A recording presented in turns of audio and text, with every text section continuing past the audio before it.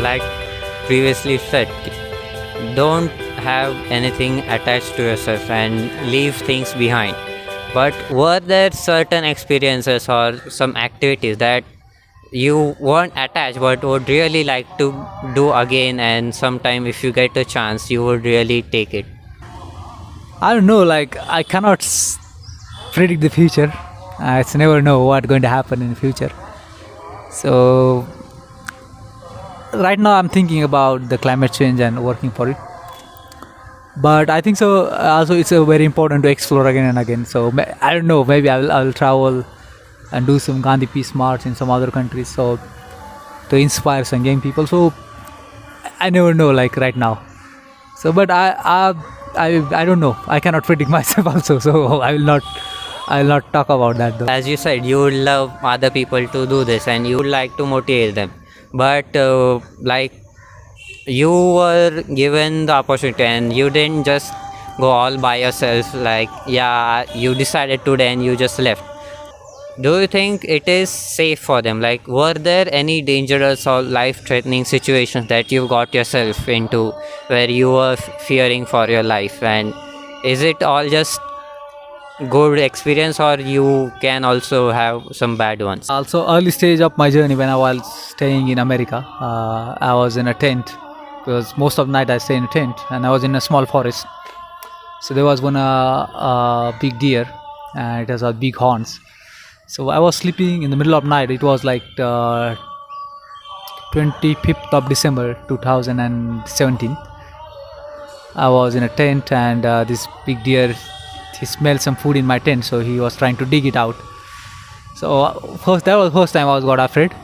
I was shocked, but I didn't know like what happened. So I wake up, I see this big deer, and he was like bigger than me, very giant and strong.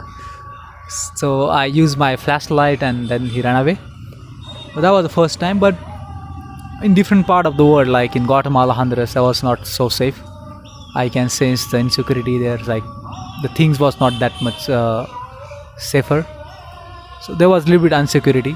But after 2-3 years, I lose my fear of death. So what is insecurity?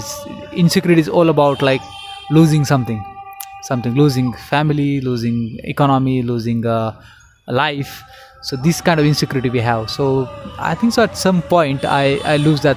I experience, although it come, but there was one point that I experienced that there is no fear of anything, and so that was so enlightened one. So there was some bad experience as well, and but it always give you it always teach you something. It's for learning, and that make you much stronger. So this bad experience, I don't think so is a bit good for us to evolve and understand human beings and the nature much better. With this experience, do you have something or like a realization or a breakthrough on any topic like science, philosophy, or any normal day life things also, like you didn't know that before but now you think you have some experience and some knowledge of it, like the famous theory of everything? That we all has a limited conscious with our physical body, and that's experience decided who we are. It identify who we are exactly. I think so it's very limited. What I experience is the whole universe is evolving, and we are part of that conscious. Like the whole universe is aware about what's going on. It's expanding, so we are part of that consciousness, but we are stuck with our own body experience. It's also important thing because if you are living in the society on this world, you must be like you have to decide, you have to take a decision. So the decisions always are like discriminatory sometimes. So it's part of our nature as a nature. But what I experience is how we can connect to that consciousness, and I think so that's so beautiful, enlightening, and that is like more compassionate, more love, and that can evolve once you practice that. And the greatest people on this planet, they practice this kind of great thing, like Gandhiji or Jesus Christ. They practice this kind of love, they cultivate that kind of love, and that liberate themselves. So I think this is the best experience you can have, and I have this kind of experience. Although it was short time, and it's very hard to hold for long time, it needs different practices.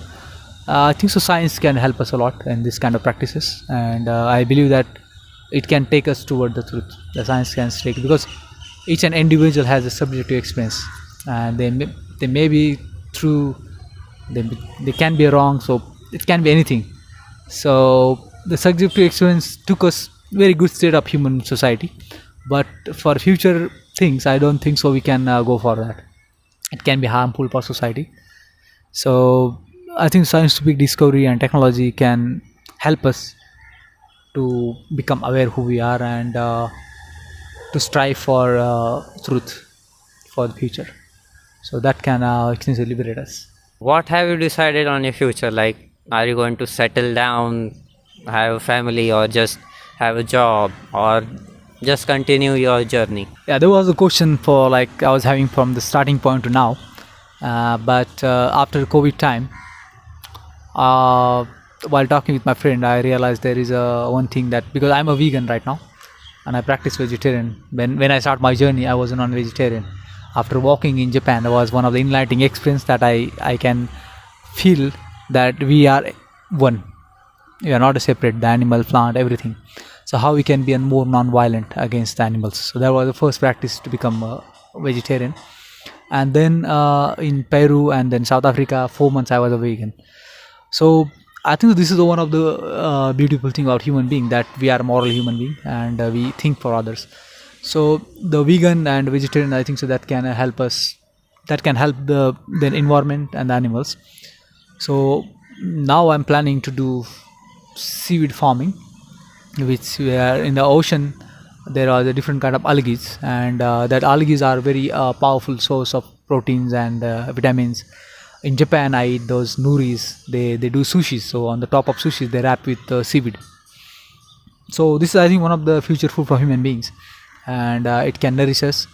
It can help us to destroy the malnutrition in India and across the world, and it can also capture carbon from the sea.